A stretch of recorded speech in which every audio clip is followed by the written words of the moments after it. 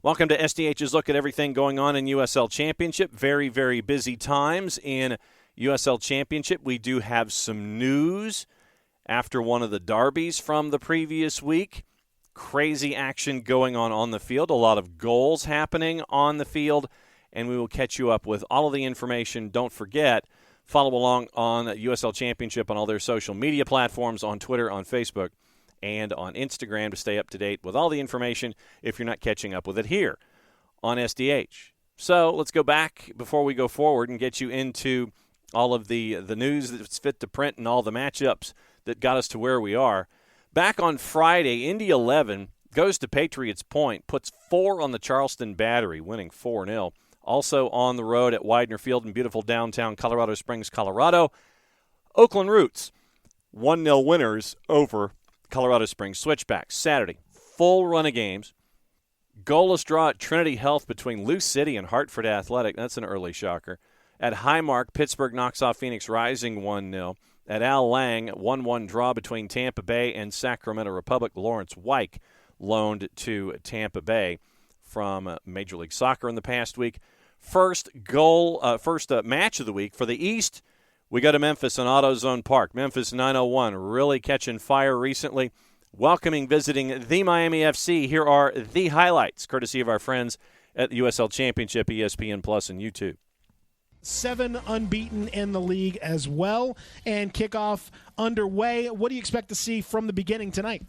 Yeah, I think Memphis have been looking really good the last couple of games. They'll be hoping for a really good start. I think the games that they've had really good starts, you know what you're going to get with them. You can attack these balls. Any little flick on, and 901's going to have a chance. And there we go. Great ball. Great goal. Jeremy Kelly. Corner. Right onto the penalty spot. Lapa gets it. Ooh, wanted a handball. He's going to get a handball. That's a penalty. Penalty to 901 FC. And a yellow card to Callum Chapman-Page. That handball replay, and again, there's Chapman-Page. It hits him in the inside. The problem for him is that the arm is out. It's out, yeah. His arm was in an unnatural position. Now, finally, I believe we're ready. Malloy into the net. 2-0. Dove to his left, got a foot to it, but not enough. 901 FC making Miami work. And now again, Kisiadu out wide, has space. That ball again, looked like a handball again, and it was. Another penalty. Another handball.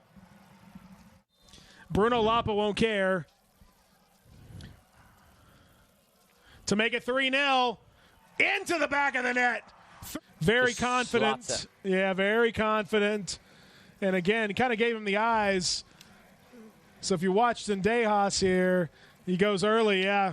So see little tiny signs of Miami trying to do stuff. Good run from Sordo. Here's an opportunity.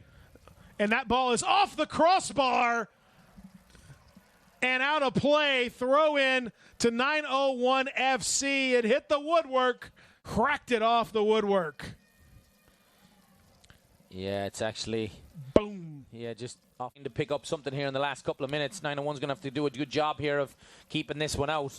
Stanley with a left foot in swinger. Perfect. Great ball, great goal. Into the goal.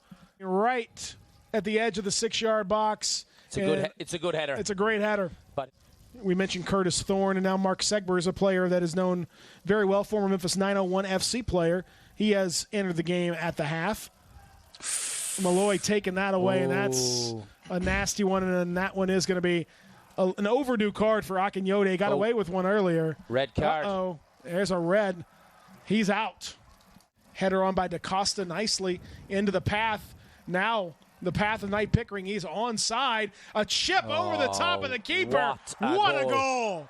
And Turchi here with a beautiful ball outside of the left foot into the path of Knight Pickering, who chips it from a good 25 yards out.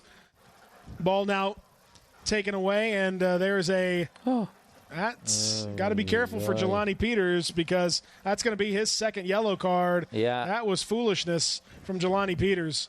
That's going to be a red card. It's going to be 10 on 10, and that's the worry. There was no reason for that whatsoever. as the passes have come in. Great move. Now an opportunity. Hakeem Ward in a mile of space, left foot, slides it into the back of the net. What a goal. Terrific finish. Buckmaster with a great through ball. Takes a touch, looks up. It's a difficult finish, too, from that tight angle. Can't really change it's hard to change too much about the starting 11 unless you're forced to because of injury and everything else. Yeah. There's the final whistle, and what a performance from 901 FC.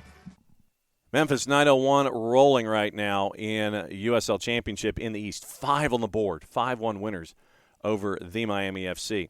Isotopes Park, El Paso over New Mexico United by the score of 1-0. We'll have news coming up in the news segment about what happened after this matchup was completed. Match of the week out west, we go to San Antonio and Toyota Field, San Antonio FC and San Diego Loyal. This one was crazy. Strap in. Here's your highlights, courtesy of our friends at the USL Championship, ESPN Plus, and YouTube. Valley Sports is brought to you by Toyota. Go to buyatoyota.com or visit your local Toyota dealer today. You spreading the field for them and look for that switch of the ball, try to find the weak side behind SAFC. Thomas Snyder's our center referee. Chris Canales, Samuel Zamora, the assistants. Edgar Garcia is the fourth official, and we are underway. Katie Goodman and our entire crew, I'm Dan Weiss. Thanks for joining us here this evening on Valley Sports. San Antonio FC regrouping. Mitchell Tainer drives one in, headed, and just like that, in the opening minutes, Tanny Oluwaseyi's got his first goal at Toyota Field. Young guy getting woken up pretty early here, but great service in from Mitch Tainer. What a ball, and way to get on the end of it there. Oluwaseyi. Snyder, our center referee, has him lined up at the top of the 18-yard box. It'll either be the left foot of Hernandez or the right foot of Zuhair. It's Zuhair, gives it a go, and Zuhair from distance! How about this start for San Antonio FC? 5 minutes in, they're up 2 goals. The crowd is electric. My goodness. And you can't help but wonder, is this going to be a repeat of the Battery game? Let's take a look at this here. All Zuhair, perfect pocket there. Just caught the keep, little flat-footed. But again, you never know where they're going to go with those. Second goal in as many matches for Rita Zuhair, scoring in the 5th minute. And Zuhair clips the ball in. Oh, Fareed can't find it! It comes off! There's Mitchell Tainer to put it back in! Back at this. Again, fantastic service in from Zuhair. Great to get on the end of it as Oluwaseyi, but Mitch finishes the job. Could perhaps have another caution that was handed out there. Oh, unless Tanny Oluwaseyi is being given a second yellow and a red.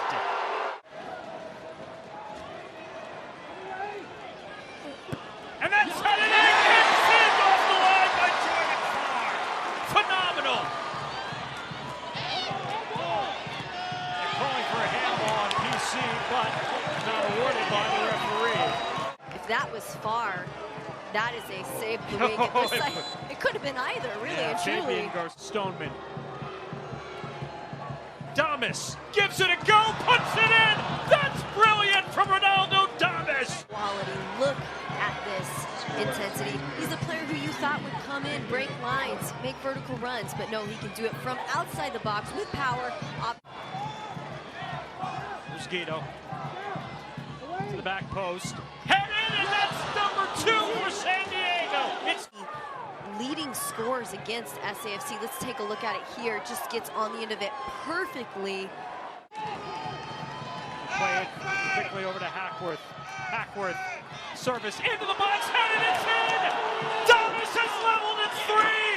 Let's take a look back at this. First off, great service in, but to get on the end of it there from Damas, it's like that happened, and it's not what this looked like at the beginning of the match, the first 20-30 minutes, so gotta hand it to San Diego for turning things around. And another confrontation in front of the bench, and a yellow to Nick Moon. PC. Fareed will camp under it. Well, he's not even, he doesn't want to settle for just the one. but he will, and this match finishes 3-all improbably here tonight at Toyota Field. Up 3, draw at 3 by the time you're done after going down a man and hanging on to it for 50 minutes before San Diego could get anything on the board. But it was 3 in the final 20 that was the difference. San Diego Loyal gets out of San Antonio with a point. Cardinal had Monterey Bay knocking off Loudoun United by the score of 4-1. Irvine, California at Championship Soccer Stadium to wrap things up. Orange County SC shuts out RGV by the score of 2-0. So that sets up your standings. In the Eastern Conference, Charleston Battery up top. After getting the 2-game win streak snapped, they're still on top at 24 points. Pittsburgh's at 23. They've won 4 in a row, unbeaten in their last 5. Tampa Bay, unbeaten in their last 5, had a 4-game win streak snapped with the draw with Sacramento. They're at 21 points. Lou City has hit each column in the last 3 with a draw, a win, and a loss. They're at 21 points behind on goal difference, equal with wins with Tampa. Memphis 901, unbeaten in their last 5, 4-game win streak, 18 points, 10 matches played. They're in 5th. Legion have lost 5 in a row under Tom Sohn. They were 5-2. They're now 5-7-1 after 13 matches played, 16 points total. Indy 11 with alternating the wins and losses. Naturally, last time out it was the win, as we talked about. Win there, and they are now at 15 points after 12 matches. FC Tulsa, 13 points after hitting each of the 3 columns in each of their last 3 matches. So they are at 13 matches, 13 points. Below the playoff bar, the Miami FC, they've lost 3 of 4. They're at 12. Detroit City's won 2 in a row. They are now at 11 points. Loudoun United has lost 5 in a row. They're at 3-9-1, and they are at 10 points. Hartford Athletic has hit each of the 3 columns in their last 3. They're at 2-7-3. And they've got 9 points. Western Conference, Sacramento Republic on top. They are at 28 points. El Paso Locomotives won 5 in a row. They're at 8-3-1, and they are at 25. San Antonio FC, they've hit each column in their last 3. They're at 23. San Diego Loyal, they've hit each column in their last 3. They're at 21. Roots are at 20. They've won 4 out of 5. Monterey Bay snapped a 4-game winless streak with the win. They're now at 17 points. Switchbacks have lost 5 in a row. They're now at 7th, 5 wins in 13, and that's why they're ahead of Phoenix Rising, 5 wins to 4. Phoenix Rising 4-4-4 in their first 12. They've lost 2 in a row, but that would be the playoffs. Below the playoff bar, New Mexico United's at 14 points. They've lost 2 in a row to go to 4-5-2. Orange County's at 13 points. RGV has lost 3 in a row. They are 2-5-5. They are in 11th with 11 points. Vegas Lights at 1-4-6 after 11 matches, and they are 12th with 9 points. We mentioned the news that is going on right now. New Mexico United announces the departure of head coach Zach Prince. Second manager in club history is departing for a new opportunity. Let a return to the postseason for New Mexico United, and it was a 1-0 loss after 1-0 loss to El Paso in the Derby del Camino Real.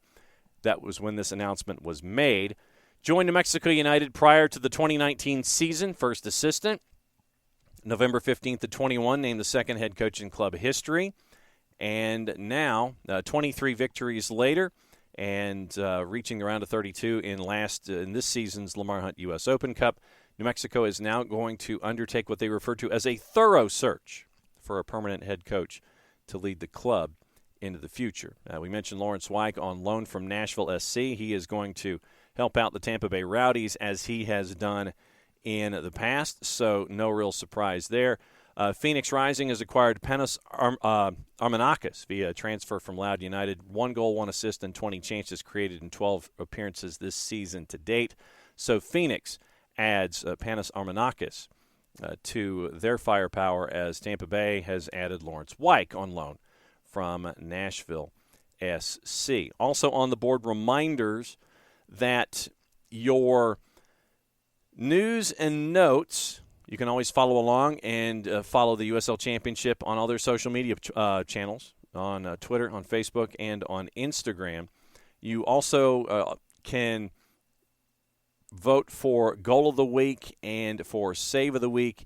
You'll get those pieces of information a little later on, where you can vote Monday through Thursday and Tuesday through Friday until noon Eastern time for the fans' choice for Goal and Save of the Week. you can follow along there and let your voice be heard on all the USL Championship, different ways that they are in contact, whether it's web or USL app or what have you. You can always go and let your voice be heard that way. Trey Muser and Player of the Week honors after a 10-save shutout of RGV back in Week 12. And so you can vote for Team of the Week, or you can vote for Goal of the Week and Save of the Week. That's Monday through Thursday, Tuesday through Friday at noon Eastern Time.